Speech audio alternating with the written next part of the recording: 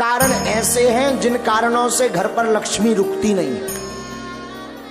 8 कारण सुन लीजिए।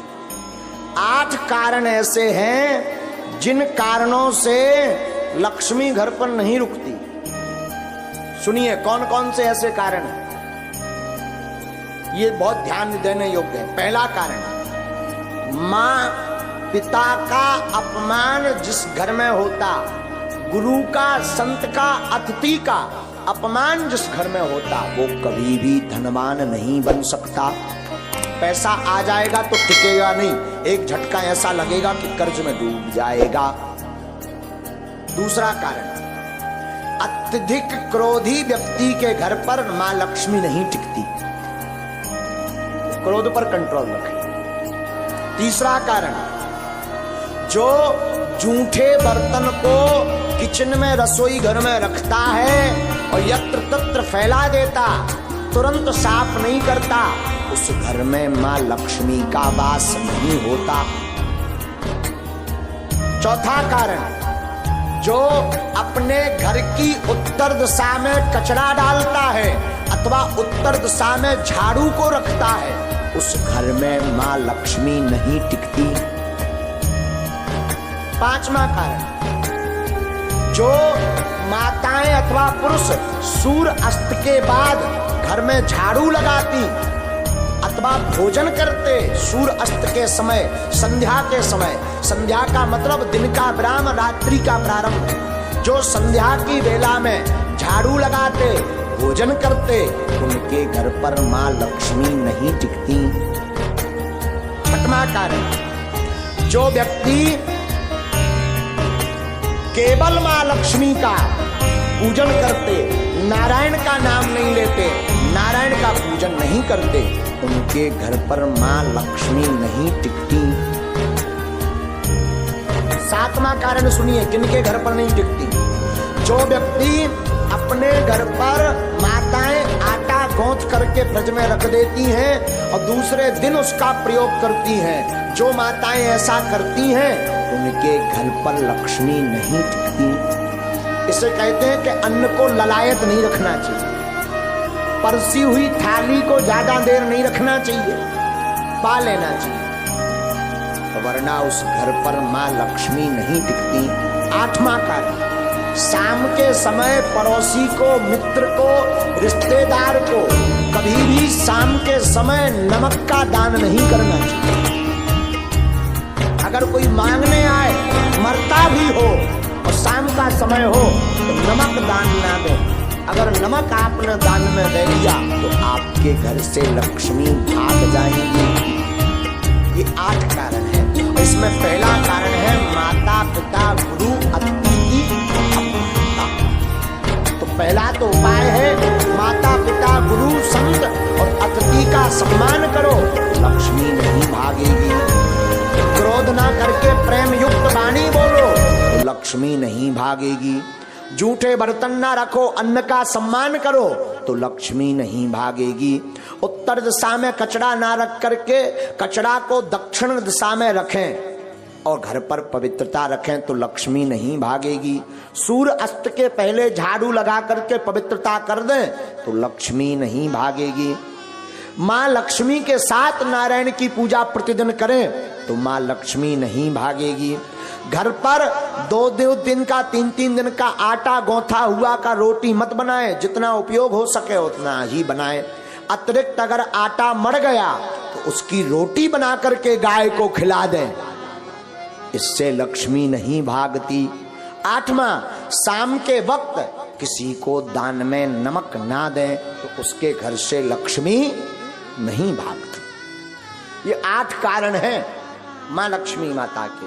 दूसरी बात हम निवेदन कर दें, धनवान बनने के उपाय तो हमने बता दे।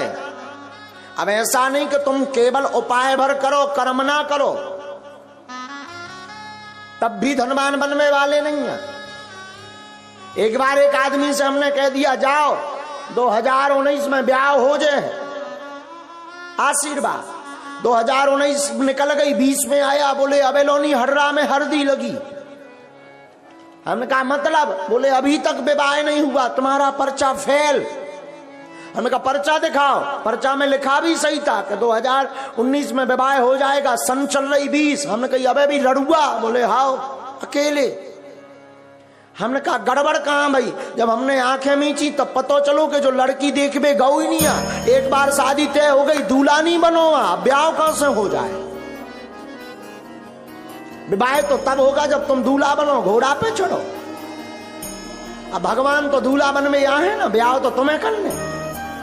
उसी प्रकार धर्मान बनना है तो तुम केवल ओम जय लक्ष्मी रमना और चादरा पकड़ो सो जाओ।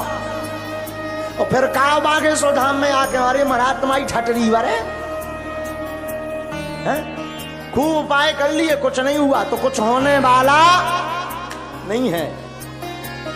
व्यापार करो, कर्म करो, टिकता नहीं, सफलता नहीं मिलती, धन रुकता नहीं, धन आता नहीं, गमन के मार्ग ज्यादा हैं। अगर ऐसी स्थिति से गुजर रहे, व्यापार शुरू करने वाले हो, आप इन उपाय को कर लीजिए। हमें अपने गुरु पर भरोसा है, ये उपाय फेल नहीं।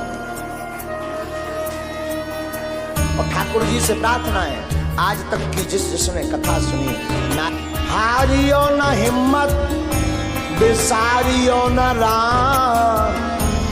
क्या? हारियो न हिम्मत, बिसारियो न राम। राम नाम से ही बने सब काम। हिम्मत को हारो मत, राम को बिसारो मत। साधु जी आपने राम को बिसारा नहीं, अगर मैं कई बार आपको सावधान कर चुका हूं, पुनः निवेदन करूं, सत्य परेशान हो सकता है पर परास्त। दूसरी सावधानी करूं तो बुरा मत मान। शरणागति एक शब्द है, शरणागति कहते ना, शरण आ जाओ, शरण में जाओ। शरणागति का मतलब अमुक व्यक्ति के आदेश उपदेश को मान करके जीवन की प्रत्येक कला लीला पर चलना, ये शरणागति। शरणागति एक शब्द है।